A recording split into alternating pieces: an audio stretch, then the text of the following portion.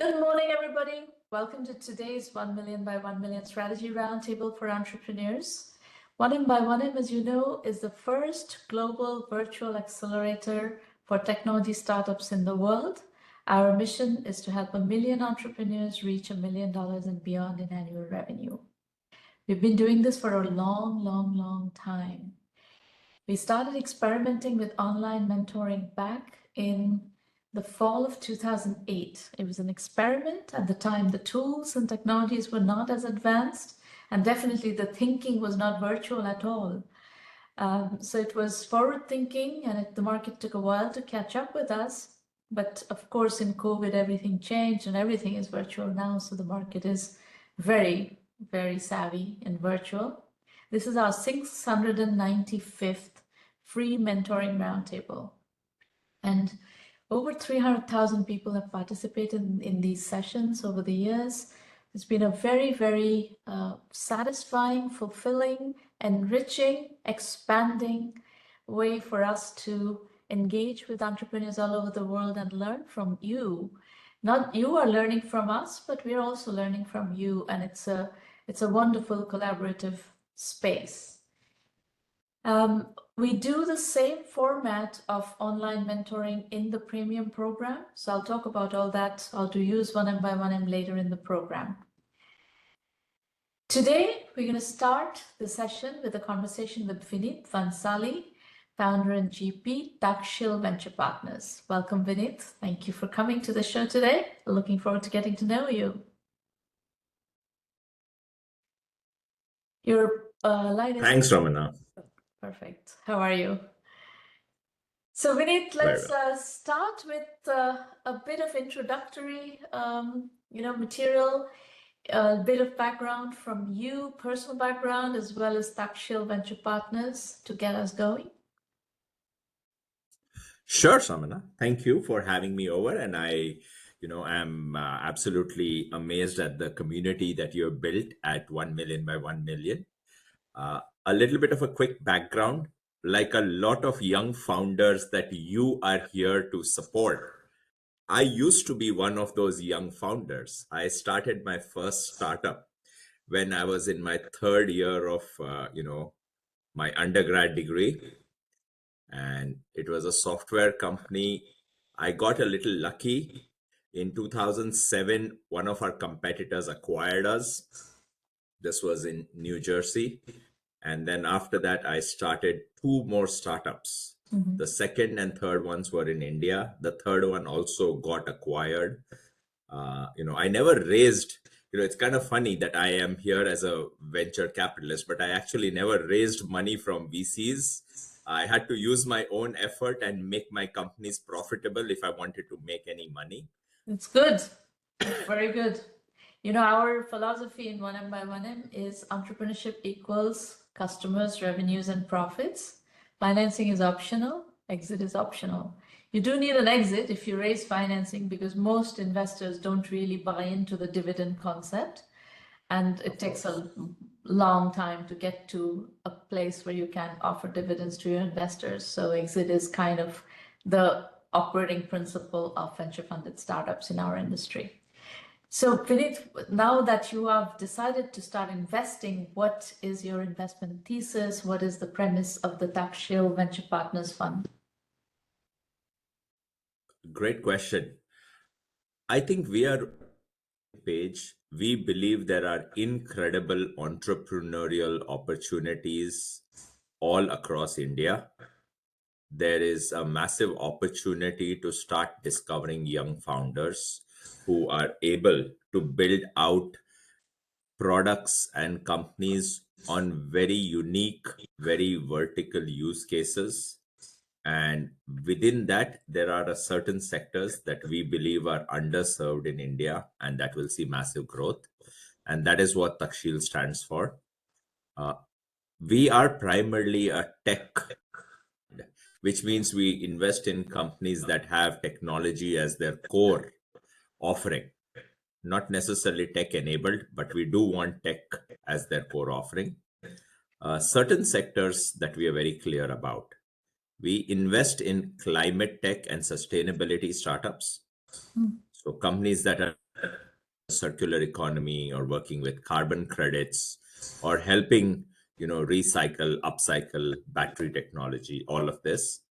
Secondly, we invest in software and AI companies.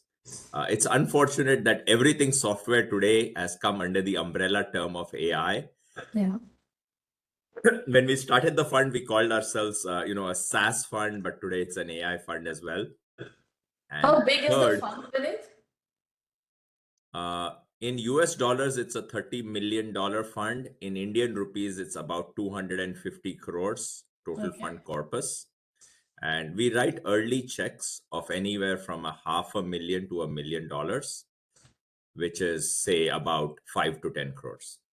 So now, if you're writing $500,000 to $1 million checks, what do you want to see in the company before you're willing to write those checks? Great question, Shravana. Because I have myself been one of those early founders, I think we have a lot more empathy for the founder's journey and where they are building from. What we expect is, given how easy access to building technology has become with all of the coding tools available, the least expectation is that the product should be ready, right? The first version of the product, the MVP, should be ready. We do not demand that the company should already be making revenues, but we do want to see and ask the founders how they will make money. We want that clarity of thought. They may not be making money, but they need to be able to explain how they expect to make money. And how much customer engagement do you want to see before, to support those claims? Sure. Now, customer engagement would have meant revenue. We are okay pre-revenue, but what we do expect, if there is a certain customer persona, we want to know that they have spoken to enough customers. Now, enough is a wide number. If you're doing a B2B enterprise product, even talking to 10 companies is a lot. Yeah. But if you're making a product that is a little bit more small and medium business or consumer, then, even talking to 50 is sufficient. Okay. So customer conversations and insight is fine. You don't necessarily need paying customers to write your checks. That is correct. Okay. Now, let's do a few case studies of what you have invested in. And as you're describing those stories, tell us a bit about how you found these companies or how they found you, and what did you see in those companies that made you want to write those checks? Sure. Now, I've had a much longer career as a VC, not just at Takshil. Before this, I was head of investments at another fund for 6 years.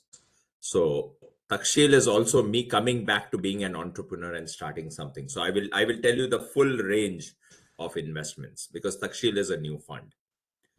At Takshil itself, we have made our first investment, which is a company that generates lab grown diamond jewelry. They have a chain of retail stores. But unlike an average retailer, they are incredibly tech enabled. They have very few pieces in the store, and a huge chunk of their catalog is this AI generated catalog where users, once they select one or two pieces that they want to see, the catalog automatically shows them dozens of other pieces that aren't necessarily in the store, but they now are available to them virtually to try on. This is the most recent company we have done. Prior to this, the company that I invested in was helping farmers generate carbon credits by adopting, green agricultural practices. Now, farmers in India on average do use fewer chemicals than farmers in other developed countries.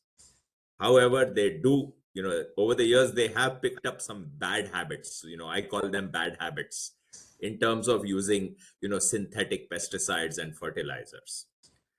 So what this company does is it trains those farmers on how to go back to more traditional green agricultural practices. and then certifies that the farmers are using this, and that allows the farmer to generate carbon credits, which then can be sold in the open market for carbon credits.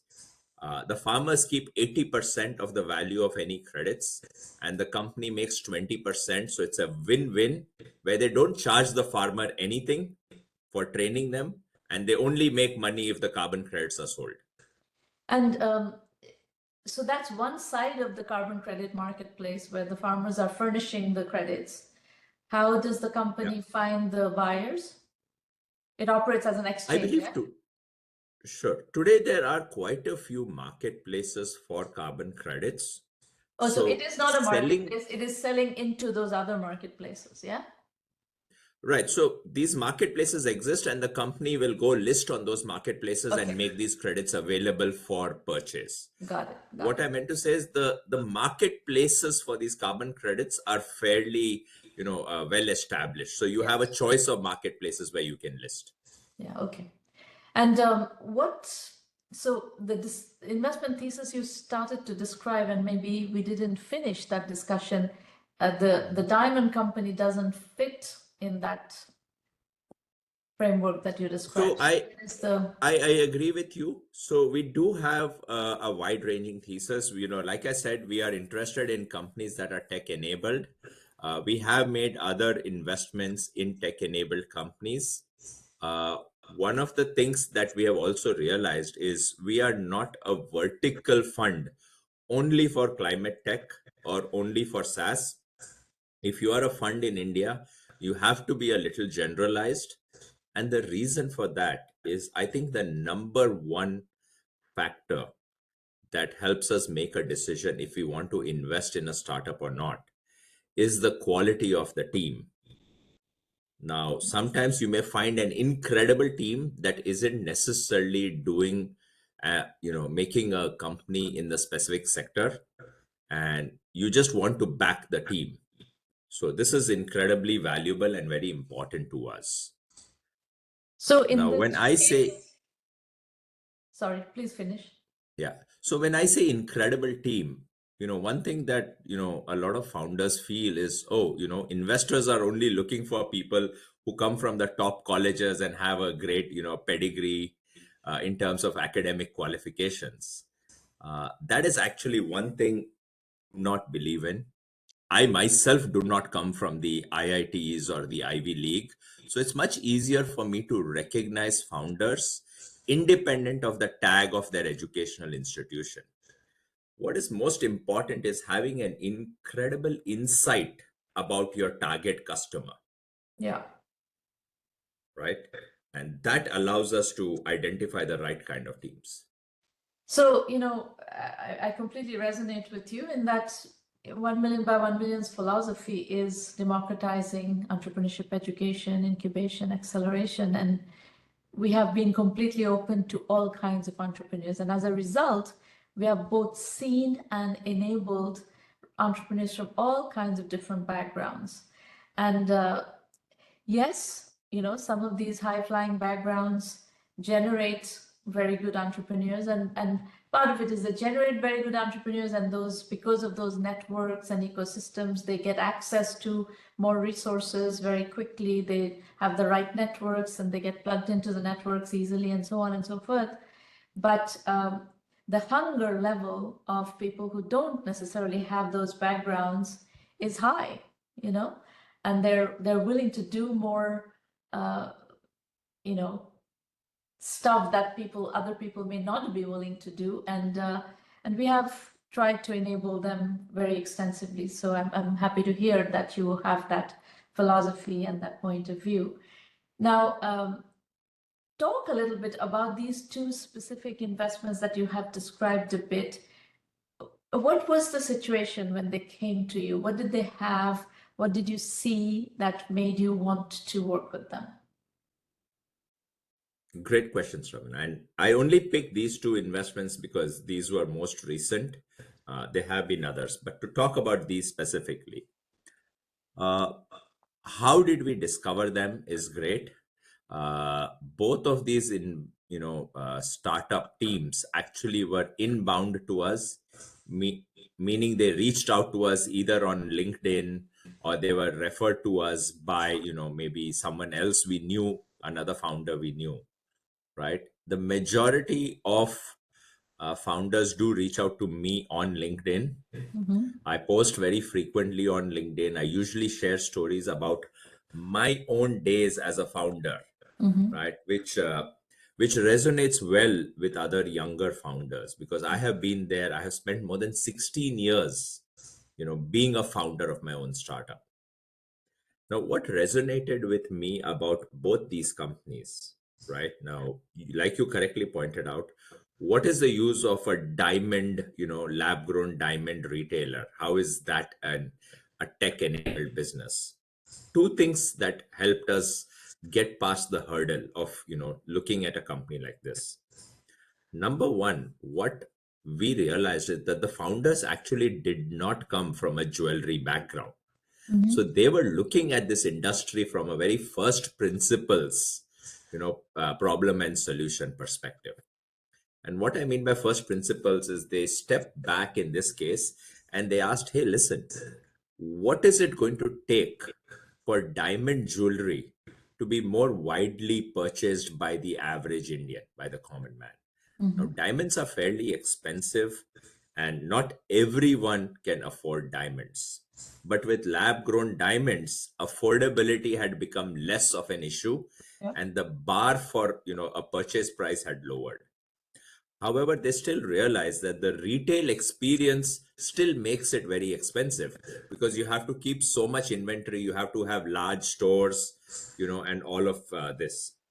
What they were able to do is, using technology, able to ensure that per store the inventory is very low, which means their operating cost and their capex is very low, and hence they could maintain the price point at a low point versus also keeping the quality of samples very high.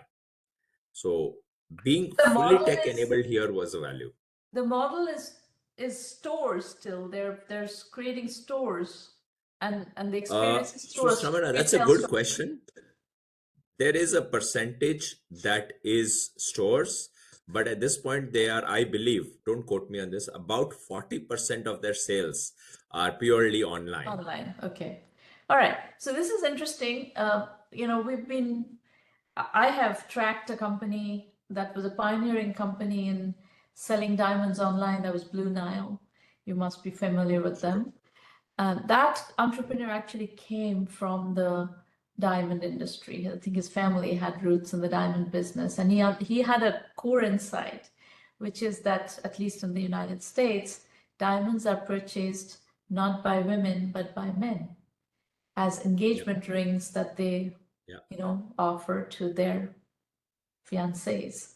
So, and the purchase cycle is not so much the glamour of Tiffany's and all of that, but it's more value based. It's what is the price of a diamond based on cut, on clarity, etc., etc. So he kind of created this retail experience that was an information experience, basically, kind of a geeky purchaser, buyer, learning about diamonds before making a large luxury item purchase.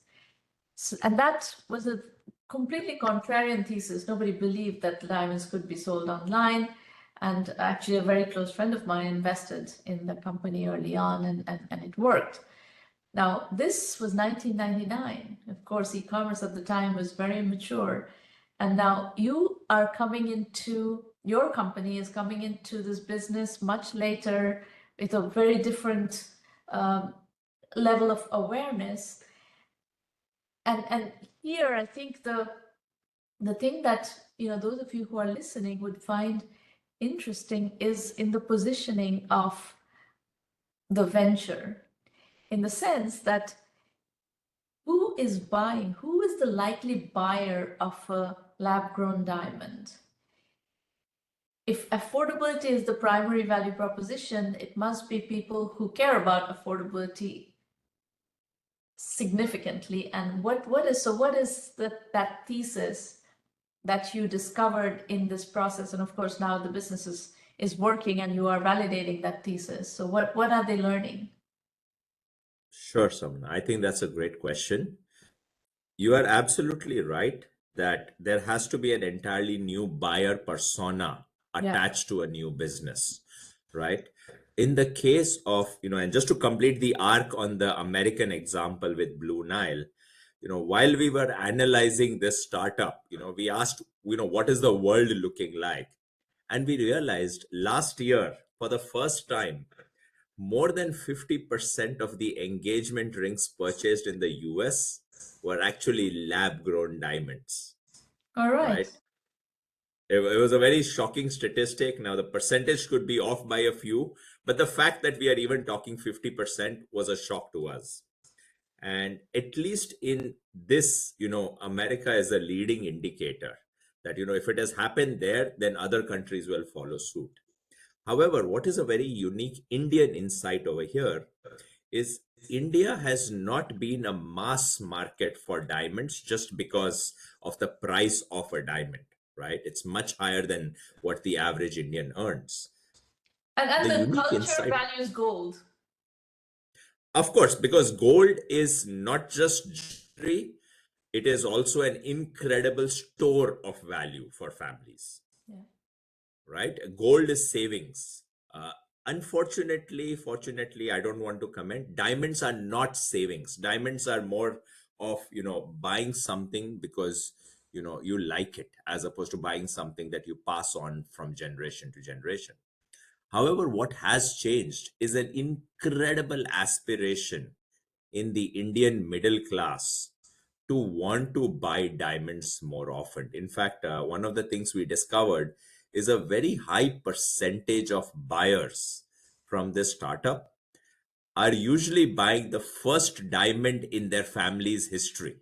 Mm-hmm. Right now, this is very important as an aspiration, because a lot of times customers come in and when they make the purchase, they basically say, oh, I wish I could have gotten a diamond for my wedding, but I'm glad I am now able to buy a diamond for my child's wedding. This is very interesting because this is a business that is targeting a less affluent customer base than the, typical luxury product buyer in India. And it's kind of going into segments that have not been the most popular segments for the Indian tech companies, e-commerce companies. And I like that because those markets need to be opened up with interesting value propositions, and they have some amount of purchasing power, but the economics are different. These are they're lower margin businesses, right? Well, surprisingly high margin business, this one. I would not want to disclose their financials publicly, but surprisingly high margin business. Also, this ties in with what I said about finding incredible founders, right? These founders had this thesis, they had this insight, they went out, they tested it, and that is what they learned. And before they went out and tested this hypothesis, most people, including myself, would have not assumed that this market exists today. I may have Well, assumed this market exists the 5 years diamond later. market exists because we did the Carrot Lane story a long time ago. Carrot Lane was doing the Blue Nile story in India a long time ago. We did Carrot Lane's case Sure. study very early on, Mithun Sacheti. But I think lab grown is a different positioning than the luxury diamond positioning. So they came to you Absolutely. with a validated thesis. They were already selling by the time you met them. In this case, they had set up a demo store of their own to validate the thesis, which was great. Uh, it was not a prerequisite to the fund's thesis, but I'm not going to say no if someone already has gotten a little further along in their And journey. where was that first store? It was in the founder's hometown of Calcutta. Oh, interesting. What is the name of the company? It's called Jewel Box, Jewelbox, Jewel Box. Very good. Well, if they have reached 5 million in revenue, I would love to do the story. We do these entrepreneur journey stories and very high profile, very detailed case study based stories. We'd be very, very interested in doing the story. I'm very happy to separately offline connect you with the founders. Yeah. Incredible founders, brother sister duo. I think incredibly smart, incredibly humble, and in my experience, that's the killer combo, right? Very Fantastic. insightful and yet very humble. Very good.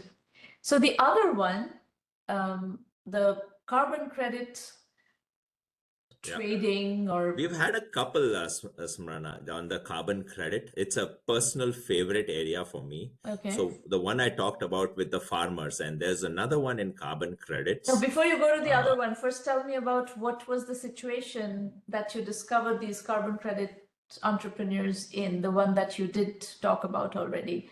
What were they doing? How okay. much validation did they have? What before you wrote the check? Sure. In this case, they did not have any revenue when we Okay. started speaking with them.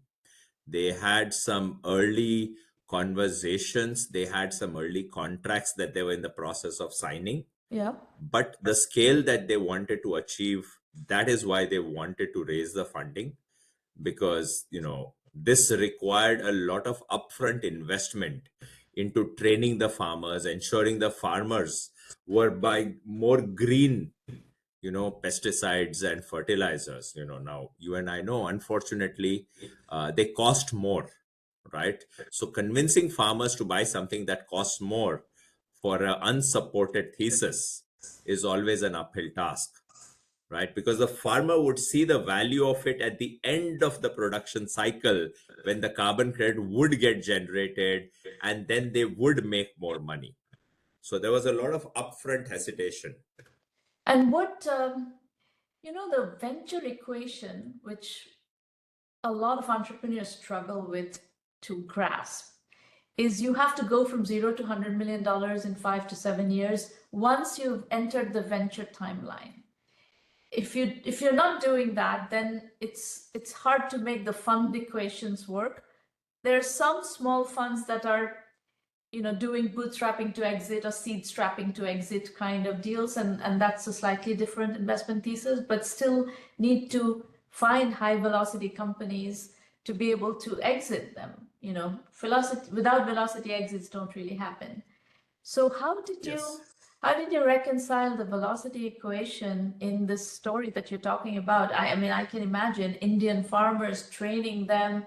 It's not a fast process. It's not a high velocity process. I agree with you, Samrana. And the reason we were okay with this kind of a velocity initially is what we very quickly realized is, while it is not easy to train a farmer just because of the time it takes to grow a crop, right? You cannot train a farmer today and next week expect them to have finished harvesting the crop. It has its own seasonal cycle. What we quickly realized is a lot of the farmers were waiting on the sidelines to see the first success. Yeah. So the word of mouth in the farming community is actually incredibly high value, Mm-hmm. right? While there is a lot of upfront effort to get those first early adopters, but once you have gotten a set of early adopters with whom you've been successful, your go-to market, so to say, right? The virality of this is actually incredible, right? It's an untapped virality because farmers are always talking to each other. Our farmers in India are fairly tech savvy. They may not be using the latest apps or products, but they're all on WhatsApp. They're all searching on Google. This is something that I learned from another agri-tech investment we had made few years ago. Uh-huh. It was an app for farmers to learn from other farmers, and that had already given us an insight. Some of us like me, who sit in big cities, we think that we are tech savvy, but I've got to tell you, when it comes to using the right apps and products to help grow and produce better, Indian farmers catch on very, very quickly. Mm-hmm. They And they'll be language is not a surprised. barrier? Well, language is a barrier, but there is enough content now available in their language. So when they came to you, did they already have some of the early adopters on board, or did you take that leap of faith as well? No, like I said, we like to see some insights that have come from customers, which means you need to have some early adopters, at least to with whom you can have a conversation, right? Mhm. So one of the things that we do as a fund is as an investor, we will pick up the phone and talk to the so-called customers that the Okay. startup is saying, hey, we have some people we have spoken to, right? We will also do some random calling to get first-hand information, just so we can make up our mind on what we are hearing and Yeah. reconcile it with what our own thinking has been. And this particular company, where are they based? Where in India are they based? This company is based in NCR in New Delhi. Okay. All right. Um, you wanted to discuss another, I'm going to go to the pitch portion of the conversation, but I would like to give you an opportunity to discuss another one that you started to discuss. Sure. This is also in the carbon credit space, Mhm. but this is not targeting farmers. In an incredible founder, the name of the company is Sustainium, and this is a founder you should bring on to your calls for sure. Her Sure. name is Sapna.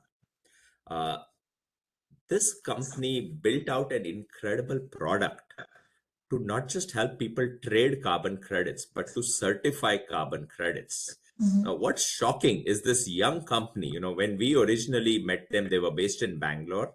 Now they've moved to New Delhi.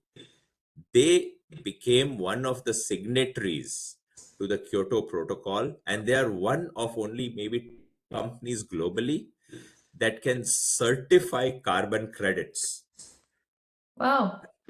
You know, the way I think of this business model is, imagine having a license from the government to print money for the government, right? And now, why is that? So how is it that it is one of two companies to certify carbon credits? This is a trait we have consistently seen in some of the smartest founders, right?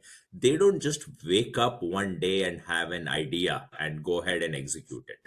They have actually spent many, many years building up their competency, building up their networks, building up their knowledge about the industry. So in Sapna's case, she was already working as a consultant to one of the state governments to help build their entire, environmental policy for the ministry, Mhm. right? And this is a person who had worked at the global level, to help be a part of policy framing conversations. So when an opportunity came, right, now a lot of these opportunities, when they start off, they are very small opportunities known by a handful of people who are deep in the industry. So in this case, the founder could capitalize on being, A domain at the very experts. early days. Yeah, exactly. Right. And And you're today it sounds shocking. Sorry, Smran, I'll just complete. Today it sounds shocking that how did this person get access? But when they got access, it wasn't a big deal. It became a big deal much later. I see. I see. And the other set, the ones that are selling carbon credits to or on behalf of farmers, is that somebody from the carbon credit industry or from the agriculture industry? Where do those founders come from? That's a great question. They are not from, I mean, they have not been farmers themselves. That is not something that they come from as a background themselves.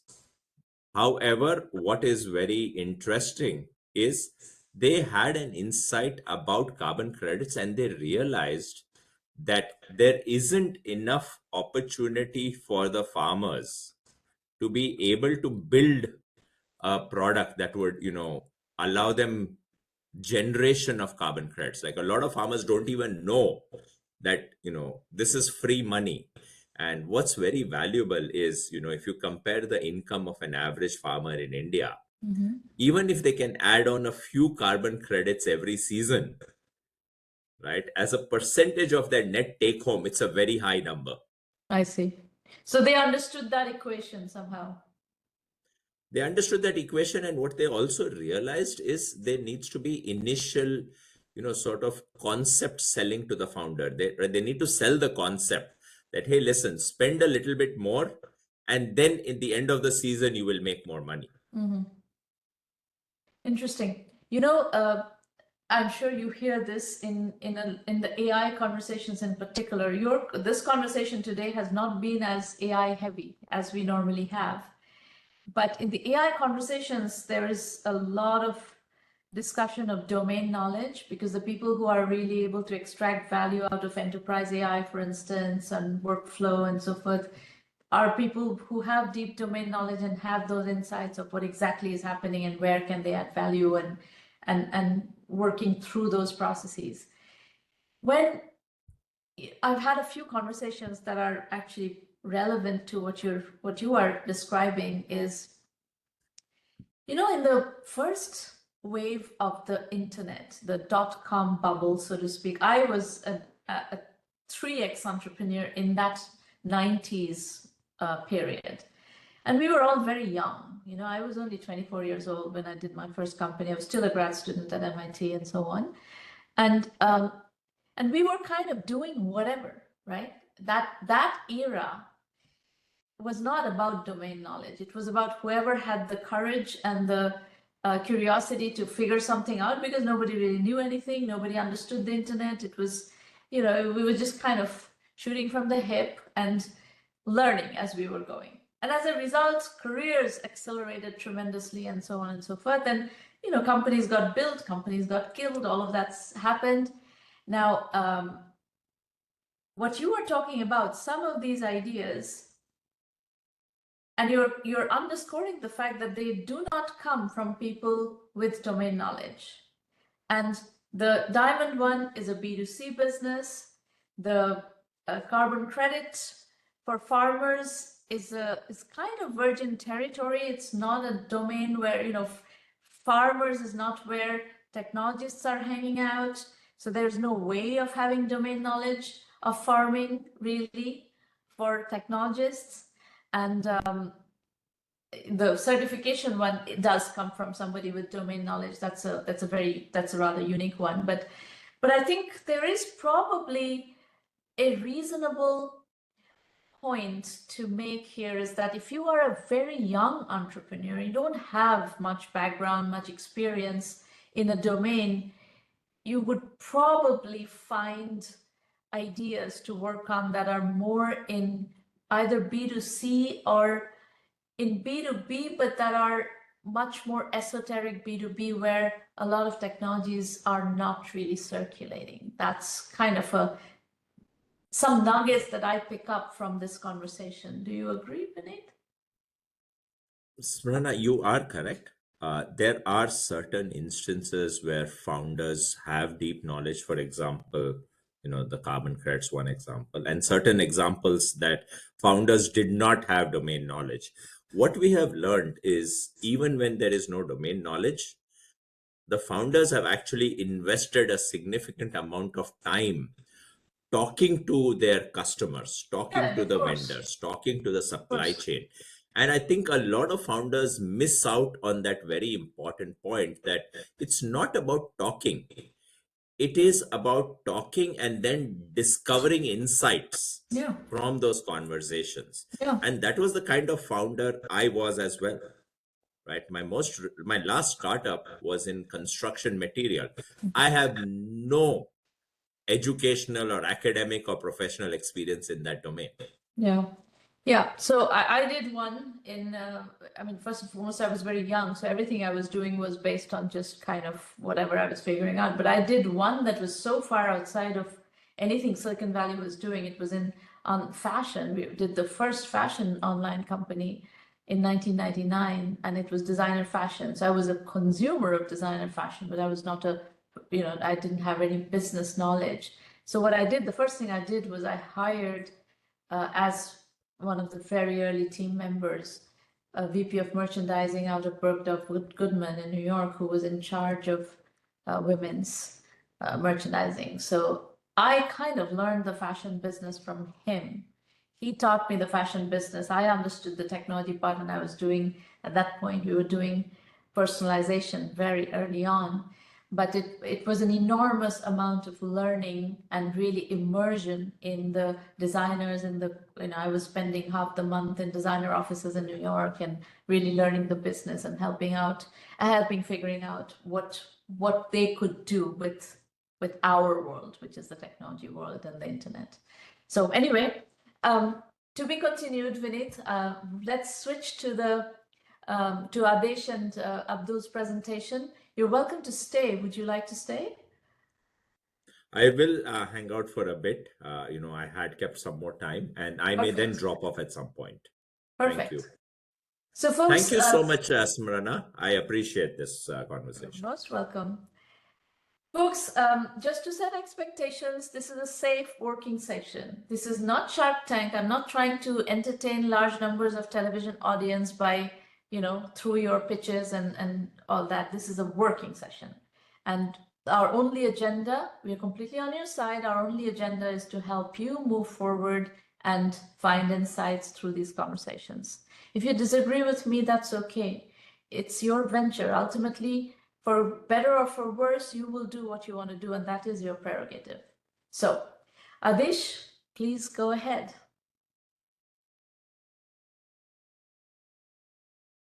You need to unmute your line, Adesh. There we go. No, you need to unmute. I see your video. The audio is still muted. There we go. Hello, am I audible now? Yes, I can hear you. Hello, ma'am. Hello, Vinit sir. Thank you so much, ma'am, for giving us this opportunity to present ourselves in front of you.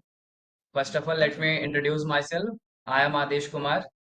I am first year mechanical engineering student from Bundelkhand Institute of Engineering and Technology, Jhansi.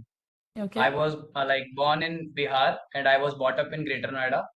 Okay. My father is working as a very small employee in a private sector company. I have done my schooling from Jesus and Mary Convent School, which was affiliated with the ICSE board. And right now, I want to grow a startup that is named as Indorve.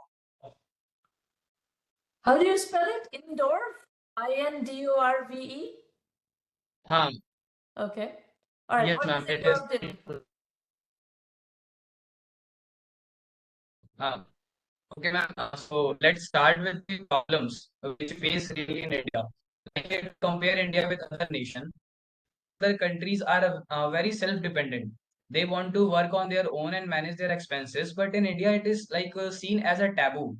Like college students or any individual don't want to go for small jobs or small work because they think that this will be a black dot on their respect or whatever you it may sound. So this is really seen as a taboo in India. There are many other problems in India. Like 70% of college students belong from middle class family or lower middle class family, and they really lack with funds. They don't have a lot of pocket money, so they have to compromise with their aims and dreams many a times. Okay. Whatever they want to achieve, or Indians are really very creative. As I'm not just I'm just want to tell you that in India there is no lack of talent, but there is not any type of market where we can go and earn through our skills. There are many big companies like you can see Zomato and Blinkit and all. They have operated in India, but they are just looking at their profit or organizational profit, like profit of hotels and all. What they are doing for us is giving us delivery jobs, right? To youth, they say that till 2030, I guess there will be 29 million people in delivery jobs. On the other hand, they say that by 2027, the delivery partners will be replaced by robots and drones. So, ma'am, this is not the solution. Like they are just pushing us towards small jobs, like delivery jobs. They are giving us a very less pay in the start. So the youth is attracted toward those jobs, and they are quitting their academic career, their skills, and they are just working on those jobs. Those jobs are not at all good for us. There are many other problems in India. As you can see, skills are not valued at all. there is no market for the skills, and also like there are many people who are engaged into 9 to 5 jobs, Mm-hmm. but still they don't have enough money for their So family, what are so you they going to always do? find if Got it. What are you going to do? So, ma'am, I want to make a platform which will connect people with the if you want a service, okay, ma'am, I'm a college student. I am free for 2 3 hours a day. I am looking for if I could get a job. Okay, so I would if I want to be a tutor for someone. So I don't have any platform where I could go and get the information like in my neighborhood who want a tutor. So I could come on Indorve and I could locate tutors near who wants to hire me as a tutor in the 3 kilometer radius, and then I can go and teach over there. So there are we want to like cover 60 plus services in tech field, in home services, like any skill, whatever you can do by your own. You don't need any degree, any specific paperwork. Suppose, ma'am, he is free 4 hours a day, okay, and you have a pet. You are looking for a pet walker. If I take like idea from urban city like this Greater Noida, there are lakhs of people living in flats. They have a very busy schedule, and there are I guess 3 to 4 lakh college students in Noida itself. So like if he is free for 4 hours a day, so and ma'am, you want to hire a pet walker for your pet, so you can hire a college student, or you can hire an individual who is sitting Okay. Are you familiar with a who is company called TaskRabbit? sorry, ma'am. Are you familiar with a company called TaskRabbit? Yes, ma'am. I know I'm not very familiar with that, but though I guess that company is not very it is not functioning in India or tier 2, No, tier no, 3 it's not cities. functioning in India. It doesn't matter whether it's functioning in India. You understand, you need to understand the concept of what TaskRabbit Okay. does, because that is what you're proposing to do. Mm. TaskRabbit is Yes, what you're ma'am. proposing to do. You want to do an Indian TaskRabbit, Ma'am, essentially. I'm not. I would be very honest. I'm not very familiar with Okay, TaskRabbit or look it whatever up. Look it saying. up. I'm very sorry. Look it up. So I think the concept that you're proposing, the good news is the concept that you're proposing is validated. It has been done in Okay. America. So you can, Okay. just like we were just talking about, Vinit was talking about this diamond, lab-grown diamond retailer in India. When they were starting, there was already evidence that in America, 50% of engagement rings were lab-grown diamonds. And that means there's validation that there is a certain middle-class consumer that are buying lab-grown diamonds in large numbers, very large numbers. So the same thing is true about your concept, is that this concept has been tried and it has been executed successfully, and there's, so that's very good that your idea is a good Yes. one. Yes, ma'am. I really felt very good to know that already this type of concept is running in the market. Yeah. But ma'am, in India, like if we talk about our competitors, there is no competitor that is working on this work model. You can take reference from companies like Urban Club. What they do, Urban Company, what they do, they hire the service people. They are not hiring any sort of college students and all, and they are forcing them to do like jobs for multiple hours. Like that is, they just call them as service partners, but this is not really true. What we want to do, we want to boost the part-time work culture without a lot of paperwork and all. There is a lot of market opportunity for, ma'am, just home and service appliance. It is nearly $18 billion to $24 billion in India. I'm talking about total addressable market TAM. Tiffin services also really, it is growing with a really greater pace in India. Earlier it was not that much popular, but nowadays like people's schedule is getting really busy. So ma'am, TAM of tiffin services is also nearly $3 to $5 billion. And ma'am, the most important part is used based part-time jobs. Like ma'am, 60% of colleges students have a laptop with them. I think your internet connection is not very good. If 3%. you hang on, Adesh, your internet connection is waffling. Turn off your video so we can hear you better. Okay, Yeah, ma'am, am I audible now? much better. Yeah, go ahead. Yes, ma'am.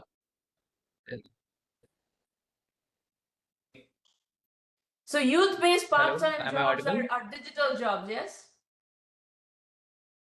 Yes, ma'am. Like this comes under the no contact services. Ma'am, like 60% of college students have a laptop with them and they really know skills like Canva, video editing, photo editing, and all things, form filling. But in India, like 60% of population is still very far away from tech. So what they do, they like visit to their local market or local cyber cafe, local editors. They pay them like a good amount. But what result they get, that is not very satisfactory. There are a lot of errors and those things are not really updated, like they take 4 to 5 hours to design just a invitation card.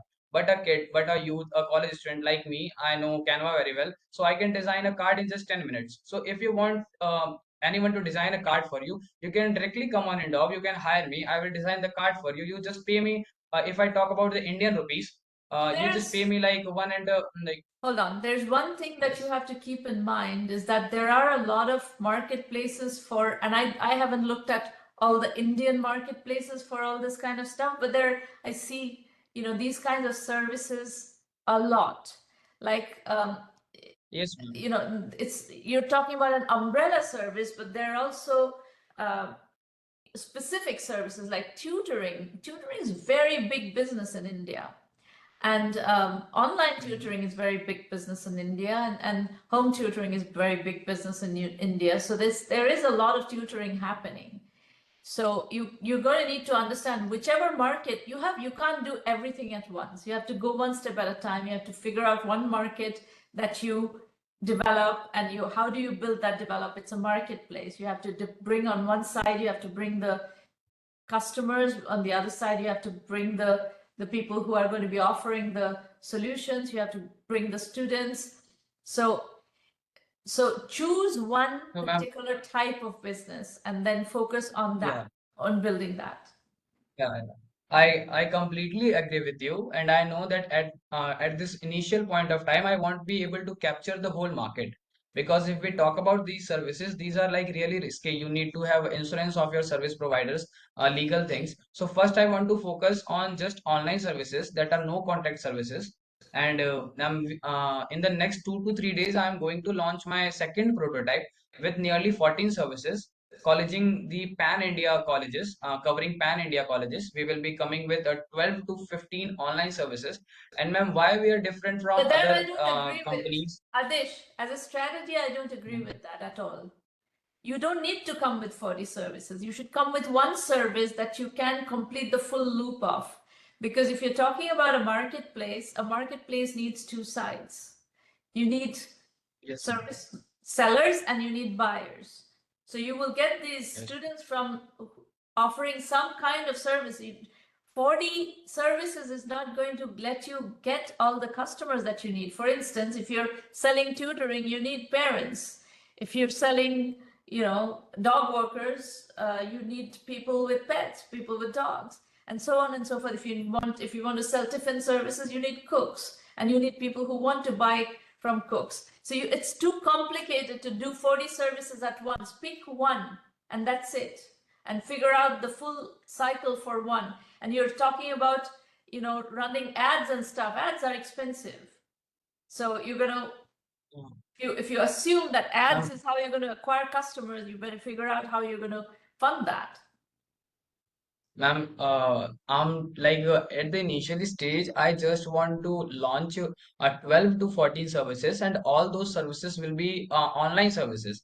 Like we are not going to contact services at this moment, and it will be like I have made the plan and we have also executed it. Like we will be okay with the 10 to 14 services because we can. You're breaking off. Your internet connection is not good. Uh, ma'am, am I audible now? Yes. Yes, ma'am. Ma'am, I want to come with 10 services. There will be not any contact service at this moment.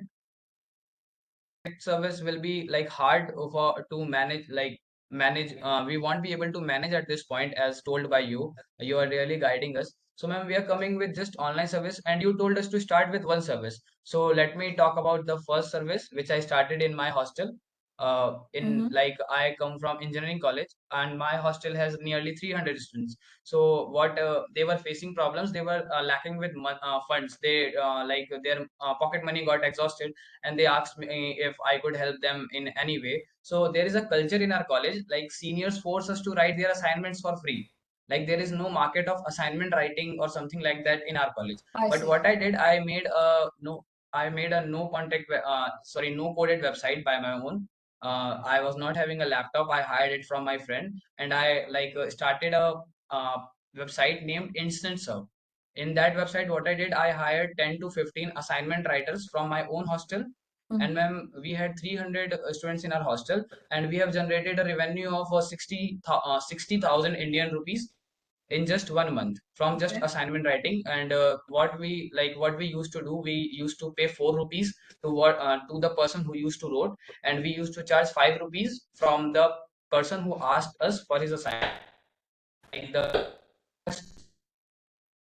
service provider, we used to pay him 4. What we got was just 0.5, and we used to provide pages by our own. So ma'am, So it's according to it's me, good. because we Your have generated internet revenue of connection. 60,000. Hold on, your internet connection is really bad, so it's degrading the quality of the call. I'm going to give you some feedback, and then you can take it from there. It's good that you have something constrained. Be careful about going for stuff that are shady. Assignment writing is a highly shady idea. If professors find out about what's happening and that this is an organized sector, and they're going to shut you down in a nanosecond. So don't choose things, don't choose activities that are shady. Do things that are above board and high integrity activities. But you're on the right path in the sense that you have chosen one thing to do, validating with that one thing, and then scaling that one thing. So that's good. The concept is fair, concept is works, and so on. All right. Ma'am, at that time, like I was very unprepared. That's okay. You've got some concept proven, Hello. but I don't think you should build your business on shady things. That's what I'm telling you. But in the Ma'am, go ahead. yes, ma'am. Ma'am, am I audible? Yes, you're audible, but your audio is waffling off. So I don't want to impose that kind of low quality audio on the whole audience. All right, so let's move on. You have another question, Adesh? Hello. Yes, ma'am. Ma'am, see, I didn't wanted to go towards assignment writing at the very start. And like I just wanted to test myself if I could run a business or I could do something on my own. So I was testing myself, so I introduced with assignment writing. But in the next 1.5 months, I shut it down. Then I got into research work and all for 6 months, and now I'm coming again with multiple services in which like assignment writing would not be included much. All the services will be verified. We had talked with our college professors, like something legal or what. So assignment writing, if you are pursuing at this moment, you should have a particular website. It should be in the legal form. And they told us like all the ideas, whatever services we are going to launch at this moment, like poster making, Canva, logo, and all things. So ma'am, all those things are legal now. With those things, can all we those launch are ourselves in fine. the Those next are 2 to all 3 above days? board. Those are all above board. That's all fine. Yes. So good. You're going in the right direction. Keep going. Keep building, and do it the way you're doing. Just pick one set of services that the same community will be using. So it's good that what you're trying to build is within the college community. Both the buyers and the sellers are within the college community, which is a good way to build. So I like what you're doing. It's good. All right, so I'm going to So spend ma'am, a few at minutes. this moment, Hold on, Adesh. I need to move on because I am short of time today. I have to go somewhere. So, folks, I am going to spend a few minutes explaining to you how to use 1 million by 1 million. You're very welcome to join the program and we'll help you. So let me explain, and then I'll take a few more questions, but I do need to wrap up quickly today. So everything, the 1M1M is a virtual accelerator. So you do not need to, Yes. Adesh, you don't need to talk. I'm talking to everybody right now, so it's better that you do not interject every word. So mute yourself. Yeah, good. Thank you. Because your audio is also problematic. Anybody from anywhere in the world can use this program, and that is by design. We are trying to democratize access to world-class mentoring and acceleration incubation work through education, entrepreneurship education work through this program. So you're most welcome wherever you are, whatever stage you are at.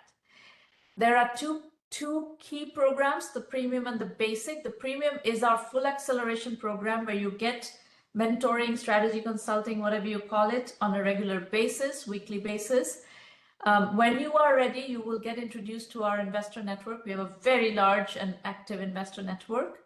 We have an actionable curriculum that is very helpful for entrepreneurs who are doing this for the first time to learn from. And we help you with marketing where appropriate as well. The basic program is curriculum only. It does not include mentoring. So you're very welcome to start with the basic as well if you're just trying to learn the methodology. So go to the website, look at what to expect from premium, what to expect from basic. One-on-one consulting is requested, it's available, but it's much more expensive. So it's $1,000 an hour versus premium is $1,000 a year. So it's a very different price point. You can pitch at the free roundtables once. So if you are listening to this today and you're planning to pitch at a later date, pick one of these dates and register, and Maureen will definitely find you a slot to talk to me. If you have questions about the program after today's session, Irina Patterson is your contact, irina@1mby1m.com. And that is all. I can take a couple of more questions before we adjourn the session today. So anybody, questions? If you want to talk, and if you're not on the panel, Adesh and Abdul can talk through the panel already. You are already on the panel. But if there's anybody else in the room who wants to talk through the computer, just let us know, and Maureen will put you on the panel, and you can as well introduce yourself, talk, ask questions, whatever you wish. Okay, ma'am. Anybody? Ma'am, any feedback for us? I gave you feedback. No, right now, like I already gave you feedback. can you please give any feed? Yeah. No, I have already given you feedback. If you have questions, I will answer, but that's about it. I've given you feedback already. Okay. Now I want to know, like, how should I proceed? How should I proceed with the investment rounds? This is not a fundable situation yet. You're not ready for funding. Okay. So at the moment, you have to continue to bootstrap. This is not ready for funding at all. Okay. But if if you need help getting ready for funding, feel free to join the program and I will help you get there. Okay, I'm sure. Anybody else? No, ma'am. I'm just add up to. No, I'm asking the rest of the people in the room. I'm not asking you. So Adesh, if you're done, just mute your line and good. We've already talked, you've asked your questions. I'm asking other people in the room if anybody else has questions or not. And I don't see any hands up, so I'm going to adjourn for today and I will see you next time. Bye-bye, everybody. Thank you for coming. Thank you, ma'am.